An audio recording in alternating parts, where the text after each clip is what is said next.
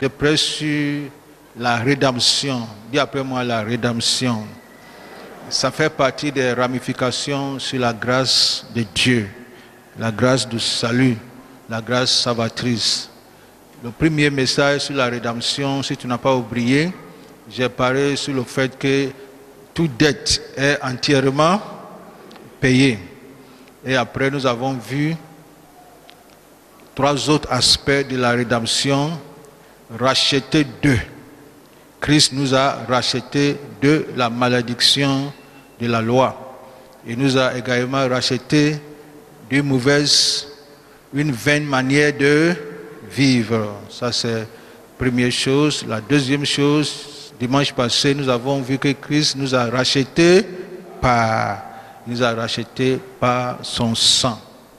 Et c'est ça, on a vu la valeur, n'est-ce pas, de l'âme. Et j'ai dit que la valeur d'une chose est déterminée par son prix. Aujourd'hui, nous allons finir le message sur la rédemption, mais pas le message sur la grâce. Nous allons voir racheter pour. On a été racheté de, racheté par son sang. Aujourd'hui, nous allons voir racheter pour qui. Nous sommes à Apocalypse 5. Apocalypse chapitre 5. Apocalypse, c'est le dernier livre de la Bible. Chapitre 5. Je lis le verset 9 et le verset 10. Voici ce que dit la parole de Dieu. Et il chantait un cantique nouveau. Et il chantait un cantique nouveau en disant: tu es digne de prendre le livre et d'en ouvrir les sceaux, car tu as été immolé et tu as racheté pour Dieu. Tu as racheté pour Dieu par ton sang.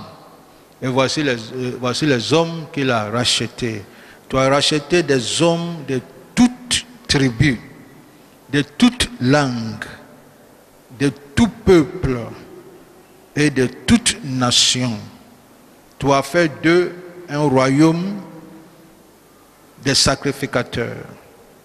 Il y a une version qui dit un royaume et des sacrificateurs. La version Obstava dit: tu as fait d'eux des rois et des sacrificateurs. Et encore, c'est pour notre Dieu. Racheter pour Dieu, faire d'eux, ça veut dire faire des esclaves, des rois et des sacrificateurs, encore pour notre Dieu. Et ils régneront sur la terre. Amen. Alors, racheter pour. Il faut comprendre le mot racheter. En théologie, on dit la rédemption. C'est un grand mot, mais je préfère le simple mot rachat. Le mot rachat vient de 2 mots. C'est ri et acheter. En français, comme c'est 2 voyelles, est-ce que vous voyez? Au lieu de dire réachat, on dit rachat. Alors, racheter veut dire acheter à nouveau, ou bien acheter encore. Alors, littéralement, la rédemption ou le rachat veut dire ramener une personne à sa position initiale ou à sa place initiale en Dieu. Ça veut dire qu'au commencement, Dieu nous a créés à son image selon sa ressemblance. Et nous appartenait auparavant à Dieu. Par la désobéissance d'Adam ou de l'homme, l'homme est devenu esclave du péché. Et quand l'homme est devenu esclave du péché, il faut ramener l'homme à sa place initiale. Sa place initiale, c'est en Dieu. Il faut ramener l'homme qui a tourné le dos à Dieu à sa place et à sa position initiale. Et c'est ici, il faut la rédemption. Et ça veut dire, il faut acheter l'homme. Il faut acheter l'homme. Il faut racheter l'homme. Et dans cette transaction, il y a plusieurs choses qui se mettent en jeu dans cette transaction. Il y a le marché du péché. Il y a le maître de l'esclavage. Le marché du péché, c'est le monde, avec sa passion, ses convoitises, ses réclamations et ses désirs. Alors chaque personne qui est esclave de ces choses-là est déjà dans le marché du péché. Et le maître de l'esclavage, c'est le diable, Satan. Il veille à ce que la chair nous domine. Il veille à ce que nous soyons sous l'esclavage. Et il y a le Rédempteur, qui est le Christ. Et le Rédempteur, il y a une rançon, un prix que la personne qui se présente comme Rédempteur doit payer pour nous racheter. Et à l'époque, les esclaves étaient vendus aux enchères. Qu'est-ce que ça veut dire? Il y a un marché d'esclavage et le jour de vente, ceux qui veulent acheter un esclave se présentent, chacun avec son prix. Il y a un prix initial proposé, mais comme il y a plusieurs personnes qui veulent acheter l'esclave, dès qu'on dit voici le prix initial, celui qui veut augmente. On dit c'est 100 000 francs. L'autre dit je veux 120. L'autre dit 150 et ainsi de suite. Alors, ça veut dire que l'esclave doit être adjugé. Et celui qui enchérit le plus, qui offre le prix le plus élevé et que personne ne peut ajouter un autre, cette personne prend. C'est cette transaction qui s'est passée sur la croix. Et c'était devant un juge. Et c'est Dieu qui était le juge. Alors sur la croix, Jésus est la première personne à proposer, à offrir. Et le prix qu'il a offert, ce qu'on appelle la rançon, c'était son sang. Et son sang est l'élément le plus élevé de tout. Dis-moi Amen. C'est le plus élevé, c'est le prix le plus élevé de tout. Parce que il n'avait pas, juridiquement, il n'y avait pas une autre personne qui avait déjà une autre proposition.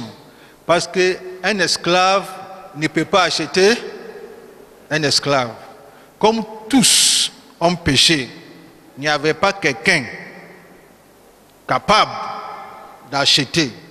Parce qu'un esclave ne peut pas acheter un esclave. Et dans le contexte du salut même là, un esclave ne peut pas se racheter lui-même. Alors, c'est Christ qui a proposé. Et le prix qu'il a offert, c'était son sang. C'est à cause de ça que je disais la fois passée que tout vaut, on y va ensemble, la vie de Dieu. Tout vaut la vie de Dieu. L'homme est plus important, très cher. Personne ne peut acheter l'homme. Et Dieu a envoyé son Fils avec ce prix pour racheter. Avant la chute de l'homme, bien avant la chute de l'homme, les anges ont chuté. Ça c'est vrai, non? Lucifer était un archange qui servait le trône de Dieu, qui était parmi les anges qui étaient autour du trône. Ce n'est pas tous les anges qui sont autour du trône. Lucifer faisait partie de ceux qui servaient autour du trône. Il était un archange. Il a chuté, ou il avait chuté, avec une partie des anges. Mais Dieu n'avait pas un programme de rachat pour Lucifer. Qu'est-ce que ça veut dire? Ça veut dire que Dieu n'a pas fait un programme pour racheter, aide-moi, Lucifer et les anges qui sont tombés. Mais quand l'homme a chuté, avant même la chute de l'homme, Dieu avait déjà prévu, Dieu avait déjà un programme de rachat. C'est à cause de ça que la Bible dit que l'agneau était immolé avant la fondation du monde. Alors voyons comment l'homme a du prix aux yeux de Dieu. Est-ce que mon français est clair? Quand Adam a chuté, voici ce que Dieu a fait. Dieu est venu dans le jardin.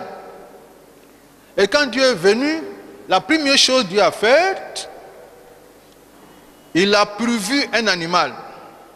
N'est-ce pas? Ça c'est un. Il a fait venir un animal. De deux, il a tué. Il a tué cet animal.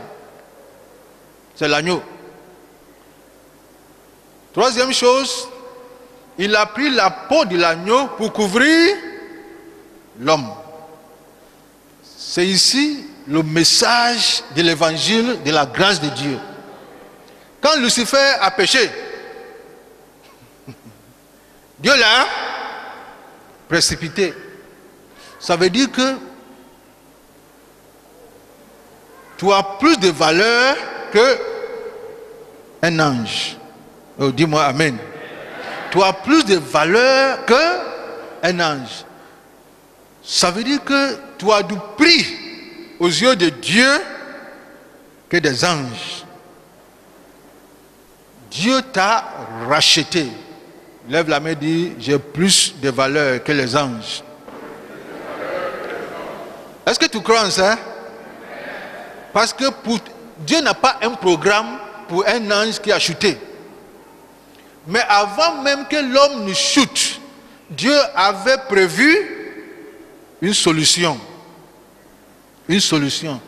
Et quand Adam a chuté, Dieu a montré son programme. Il est venu dans le jardin. Il a pris un mouton. Il a tué le mouton.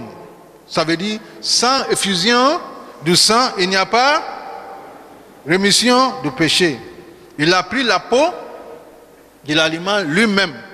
Il a habillé l'homme pour montrer la justice imputée que Dieu donne à l'homme. Alors Dieu dit désormais, je vois l'homme au travers le sang. Est-ce que mon français est clair? Ça c'est un sang, c'est-à-dire un animal pour un homme. Quand tu vas dans la vie d'Israël, c'était un animal pour une famille. Dieu dit aux enfants d'Israël, avant de quitter l'Égypte, avant de quitter le monde, parce que l'Égypte c'est le symbole, c'est le type du monde, avant de quitter le monde, du péché et de tous ses emprises, il dit aux enfants d'Israël, chaque famille un agneau. Dieu est en train de communiquer un message. Chaque famille un agneau. Dis après moi, chaque famille un agneau. Et Dieu dit, je passerai, mais je verrai le sang. Ça veut dire que notre salut est basé sur le sang. Je verrai le sang et je passerai.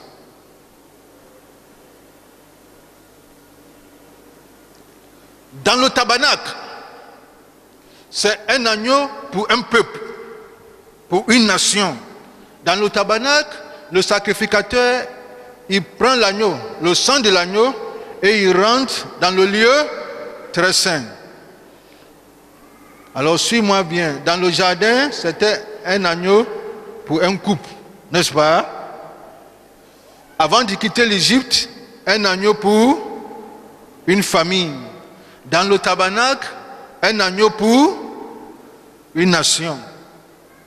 Apocalypse dit, par ton sang,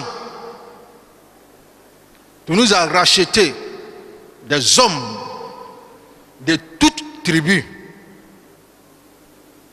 toute langue, ce n'est pas une seule langue, toute nation, ce n'est pas seulement Israël, mais toute nation, tout peuple, ce n'est pas simplement un peuple, Israël, mais tout peuple. Ça veut dire, cette fois-ci, un agneau pour le monde entier. C'est ce que Jean-Baptiste a confirmé. Voici l'agneau de Dieu qui ôte le péché du monde. Ce n'est plus le péché d'un seul individu, ce n'est plus le péché d'une famille, ce n'est plus le péché simplement d'une seule nation, mais cette fois-ci c'est un agneau pour le monde entier. Et qui est cet agneau? C'est Jésus. Alors, voici le message que Dieu communiquait. Et à notre jour, ça nous permet de comprendre. Ça, c'est la première des choses. Je veux que tu saisisses. La deuxième chose, non seulement il nous a rachetés pour Dieu, mais quand il nous a rachetés pour Dieu, Dieu va faire de cet esclave un roi et un sacrificateur. Qu'est-ce que ça veut dire? Ça veut dire que c'est Dieu seul qui fait de son esclave roi. Normalement, on achète un esclave, il travaille pour nous. Il est exploité, manipulé, il fait des fausses œuvres pour notre profit, à nos profits. Dieu seul est le propriétaire d'un esclave qui fait de cet esclave, on y va ensemble, roi. Qu'est-ce que ça veut dire? Il dit, il a fait de roi. Dis après moi, roi. Il t'a acheté en tant qu'esclave et il t'a rendu roi. Et il dit, tu régneras où? Sur la terre. Qu'est-ce que ça veut dire?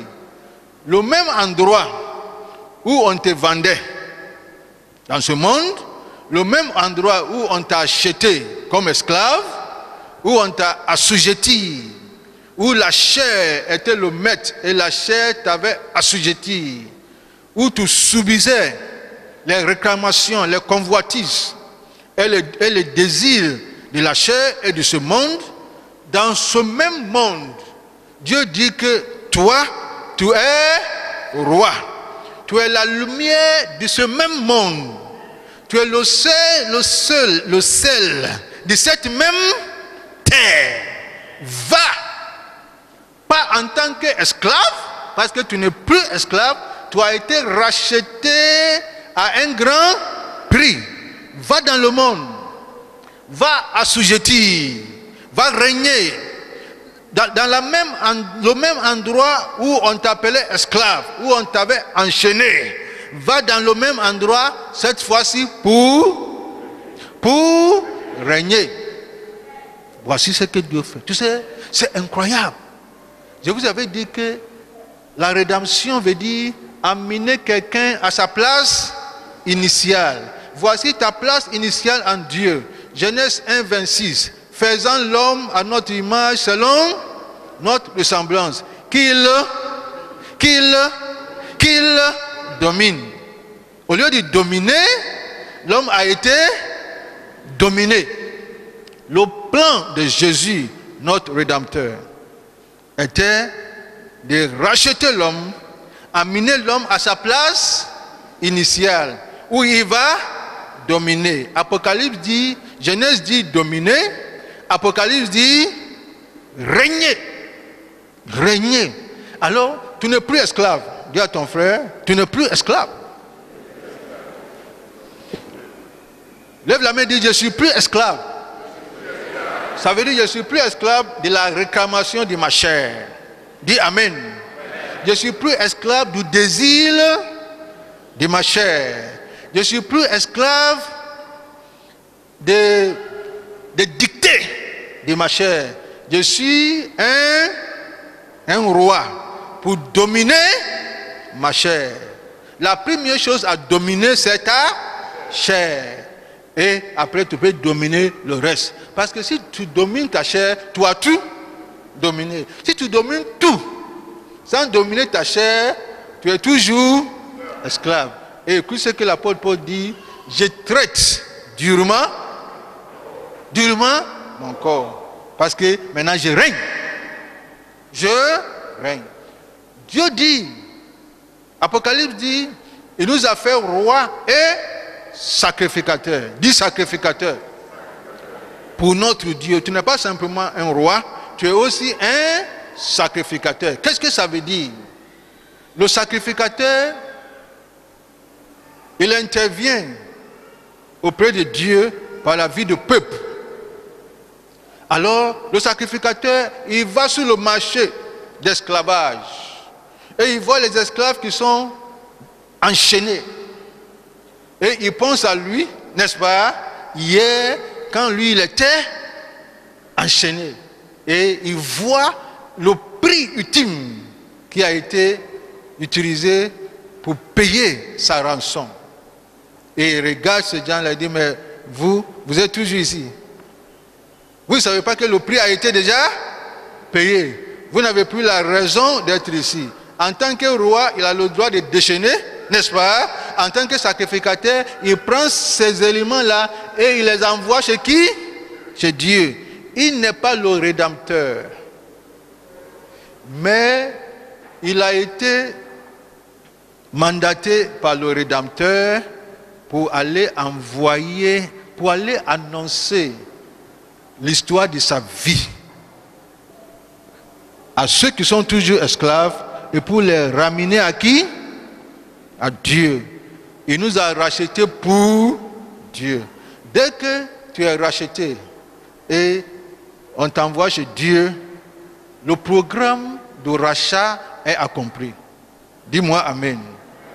Il y a la vie du rachat. Dis après moi la vie du rachat. C'est ce que l'apôtre Paul nous a dit. Maintenant ton corps devient le temple du Saint-Esprit.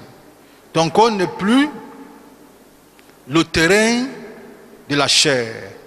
Ton corps n'est plus le temple de la chair. C'est le temple du Saint-Esprit. Mis à part. Le même corps. Alors c'est ça qui fait la différence entre un homme racheté et un homme non racheté. La différence est que un homme racheté, il est contrôlé, dirigé par l'Esprit de Dieu. Un homme non racheté, contrôlé, dirigé par la chair. Rien n'a changé sur le plan extérieur, mais qui préside, n'est-ce pas, qui est au contrôle de sa vie. Un homme racheté, il vit pour qui? Pour Christ. C'est lui qui l'a racheté. Il est reconnaissant du prix. Et tu es d'accord avec moi, nous tous, quand tu achètes quelque chose très cher et tu envoies ça à la maison, même si ta femme touche, tu dis, ça là, mon frère, j'ai acheté ça au Maroc. Mon frère, il ne faut pas toucher ça. N'est-ce pas? C'est ça. Même si c'est ta femme, c'est pas affaire, c'est pas ton enfant. Hey, est-ce que tu connais le prix? N'est-ce pas? Tu connais le prix de cette affaire-là? Il ne faut pas m'énerver. C'est ça. Alors, c'est la même chose. Dis à ton corps, est-ce que tu connais le prix de ton rachat? Dis-lui, est-ce que tu connais le prix de ton rachat? Tu connais le prix de ton rachat? Et parfois, il est important pour un homme de dire à son homme fort là, mon frère, est-ce que tu connais le prix de ton rachat? Tais-toi! Tu connais le prix de ton rachat? Je m'arrête ici. Tu connais le prix de ton rachat? On ne peut pas t'acheter deux fois. Il va falloir encore que Christ vienne mourir. Tu connais le prix de ton achat. Pense au prix de ton achat. Pierre dit, ce n'est pas par l'argent ni l'or, les choses périssables. Tu vaux la vie de Dieu. Tu es très cher. Tu es très cher. Il ne faut pas laisser un insensé venir te proposer 30 000. Le prix de ton achat, ce n'est pas 30 000. Pas 30 000. Il ne faut pas te diminuer comme ça. Tu vaux la vie de Dieu. Prions. À toi les meilleurs fruits, disons dit que montagne. Lève-toi, aigle royal. Lève-toi, aigle royal. Lève-toi, héritier de l'arbre éminent.